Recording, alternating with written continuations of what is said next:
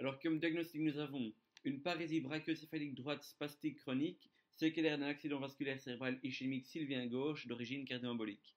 Comme traitement, on fera une série d'injections de toxines botuliques et de baclofène, qui est un agoniste GABAergique. Comme vignette type, on pourrait avoir un homme de 62 ans qui fume beaucoup et qui est hypercholestérolémique. Cet homme a fait un infarctus à 53 ans et vient nous consulter aujourd'hui car depuis ce matin, il ne peut plus bouger son bras droit et ressent des difficultés pour parler. De plus, il a également l'impression que sa bouche est légèrement déviée vers la gauche. À l'examen d'entrée, le médecin va observer une légère dysarthrie et va confirmer le fait que la tête et les yeux sont déviés vers la gauche. Il va donc diagnostiquer une hémiparésie droite à prédominance brachiocéphalique. Il va demander une angio-IRM qui nous montrera une thrombose de l'artère sylvienne gauche, qui est l'artère cérébrale moyenne. Plus tard, le patient va conserver une hémiparésie droite avec spasticité et hyperréflexie tendineuse. L'artère cérébrale moyenne qui nous intéresse, car elle est thrombosée, est une artère très importante qui va notamment vasculariser le cortex moteur primaire. Elle dérive directement de l'artère carotide interne. Pour ce qui est des fibres nerveuses, elles vont partir du cortex moteur primaire au niveau du gyrus frontal ascendant dans ses couches 5 et 6, composées majoritairement des cellules pyramidales géantes de Betz, surtout dans la couche 5. Les fibres corticonucléaires qui sont responsables de la motricité de la face vont partir de la région inférieure externe du cortex, tandis que les fibres corticospinales responsables de la motricité du membre supérieur vont partir de la région moyenne latérale. Ces fibres vont ensuite passer par la capsule interne et le pédoncule cérébral jusqu'aux pyramides bulbaires où on observe 90% de décussation.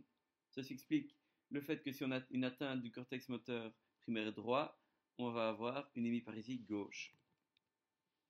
Ça nous permet donc de comprendre plus facilement que lorsqu'on a une lésion du cortex moteur primaire, on risque d'entraîner des troubles moteurs tels que la parésie.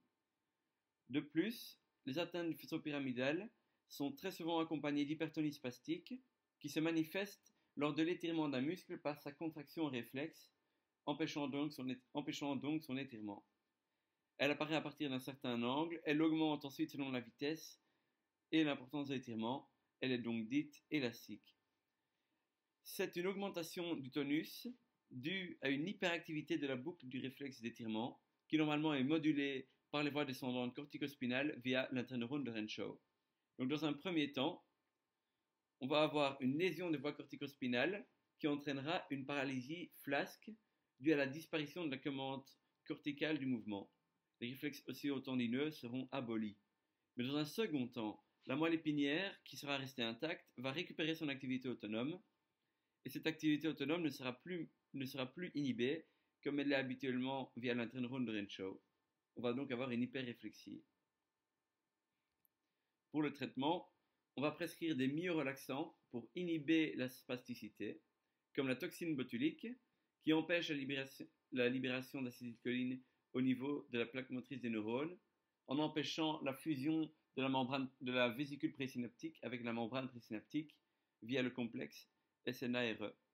Le baclofène, lui, est un dérivé de l'acide aminobutyrique GABA. Il agit comme agoniste de récepteur GABA-B au niveau de la moelle épinière et favorise donc la relaxation des muscles. En résumé, on a un patient présentant des facteurs de risque qui va avoir une formation de thrombus, qui va aller se loger dans l'artère sylvienne gauche.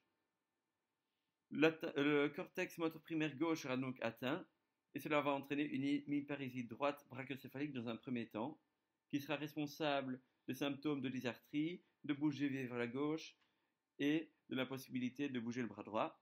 Dans un second temps, lorsque la moelle épinière aura récupéré son activité autonome, on va observer une baisse de l'inhibition des motoneurones alpha par l'interneurone de Renshaw, et cela va donc entraîner une augmentation de la spasticité et une hyperréflexie que l'on va contrer en prescrivant des myorelaxants. Plus simplement dit, suite aux antécédents du patient, on va avoir la formation d'un caillot sanguin qui va se loger dans une artère cérébrale, bouchant cette dernière et empêchant le territoire cérébral d'être irrigué par le sang, qui va donc finir par mourir.